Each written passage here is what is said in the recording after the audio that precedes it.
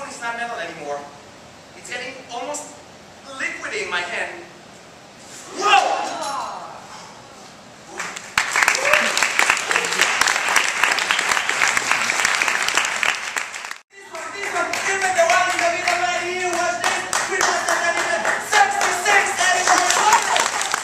How old were you when you started doing this? You know what? I was so young. I started doing what you just saw here when I was maybe 4 or 5 years old. But not like other kids in class, you know, or in kindergarten. I used to just look at the other kids, just look at them and gaze at them. And the more I looked at them, I could really understand them. But it didn't look that good from the outside. My kindergarten teacher, she called my parents and she said, listen, we have a big problem. Your son is deaf. He can't hear.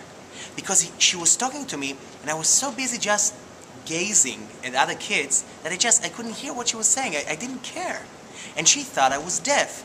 But in fact what I was doing is staring. And that's how I remember my childhood.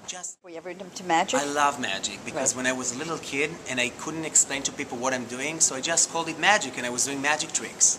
But pretty soon I started realizing that people don't like the magic tricks as much as they like the higher version of like mental magic and going inside the mind and trying to do really funny, entertaining tricks with the mind, we can call it that. How long does it take you to develop something like that? For example, with the wallet, do you think this up or did you learn it from somebody? This is an entire routine that I'm using a lot of techniques. Nothing here is supernatural, nothing. I have very certain techniques that I developed throughout the years and I work on it and I'm improving them all the time, and I can even teach you these techniques, but it's not going to be the same, you know, because you just have to really know how to do it and give a great show to the audience, because that's what people come to see. They come to see a great show, and that's what I'm giving them.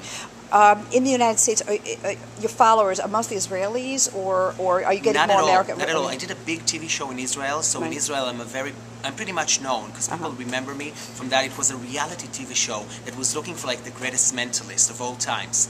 And I was the runner-up, so I was doing like a lot of stuff for many months. It was running for a few months, and it was prime time every Saturday night, live television, so everybody knows me there. Everybody got to know me. But then I moved here because NBC loved that show and they bought the concept, and then they started auditioning here in New York and they found me.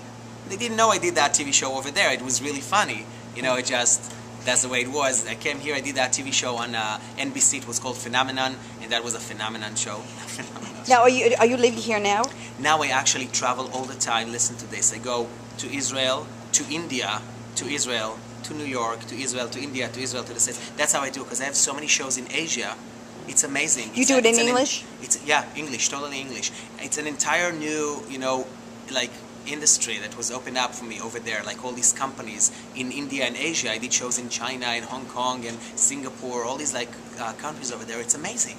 I never thought about doing shows in Asia, and all of a sudden that market opened up for me, and now I'm just busy going back and forth, back and forth. At least I can stop in Israel for a few seconds to breathe. It seems to be what you're doing is different with Americans. Americans do more magic. It's sort of like you and Uri Geller, I guess, are the big ones, but I'm not familiar with that. I mean, this is such a new thing. You know what? I truly believe that this is the most entertaining form of entertainment for the mind, because doing magic trick, you know the trick is there and you saw it so many times and you know someone's fooling you. But when you are doing something yourself, and I give people the ability to control it themselves, and they realize, oh my God, did I just do that? Did I just have the power to predict that, or to know, you know, like I'm having them choose that random person from the audience to fit into their own needs? It's amazing, because it's not me anymore. I'm just a tool on stage helping them connect and create that connectivity.